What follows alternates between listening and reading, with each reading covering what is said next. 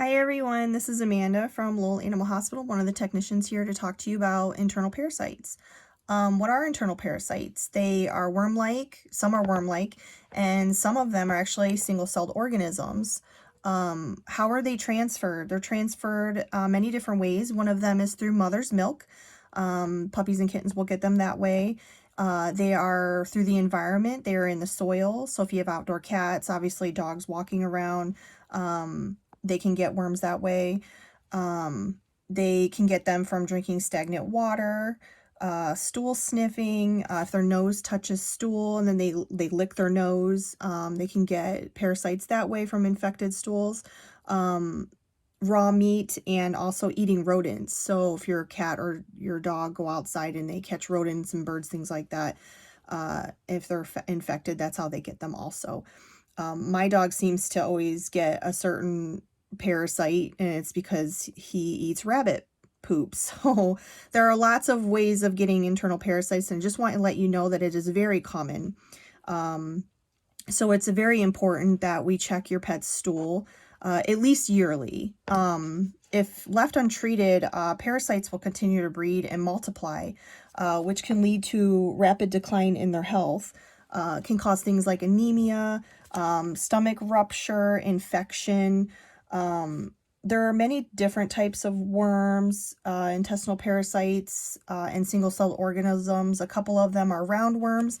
I drew a couple pictures, but then I realized that the word's going to be backwards for you, so just so you know. So a couple of our more common parasites are the worms, and we have roundworms, which typically look like spaghetti. These are the ones that are pretty common in puppies and kittens that's transferred by mother's milk. We have tapeworms here. It usually looks like rice. It can be single adult larva, or the larvae, or they can actually be chained together like this. These are transferred by fleas. So if your pet has fleas, it's always a good idea to keep an eye out for these tapeworms, or to get them on prevention, or a dewormer, just to do it, just so that they don't end up getting the tapeworms. And then we have the less common whipworm. It does happen that they get whipworms, but I don't see them as common. And this is actually quite large. It's actually a lot thinner. It usually has a thicker body and then that whipping tail at the bottom. So there's other intestinal parasites like hookworms. That's the one that they get from the dirt. When your pet goes outside and they're in infected dirt, the hookworm will embed itself in go through their paw or in their skin, and then will migrate through their skin and cause a reaction that way. And then there are also the single-celled organisms. One of our most common one is Giardia. And that is from drinking the water outside, or the rodents, if they catch rodents, things like that. What are some of the signs of having internal parasites?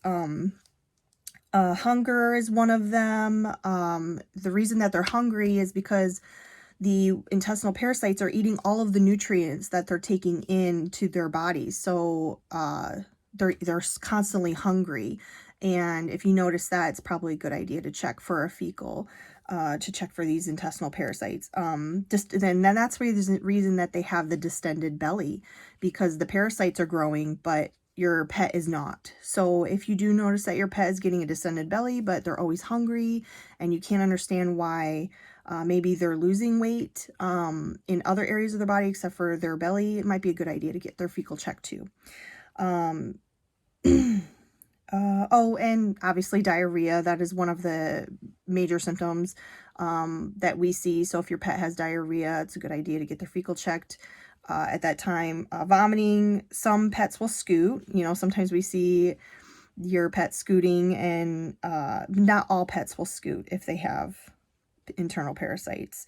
And then, like I said, I showed you the pictures of the worms themselves. If you see those in the feces, that's obviously a sign that they have them. So what do we do about these guys? We have several ways to deworm them. We have medications that you'll give, and if they are positive, we'll give a medication for a couple days in a row, And then we like to recheck that fecal a couple weeks after the last dose to make sure that those parasites are gone. If you don't treat for parasites, that really can lead to a lot of problems and even death. So we want to make sure we get those taken care of for you. And also, worms are zoonotic, so people can get them.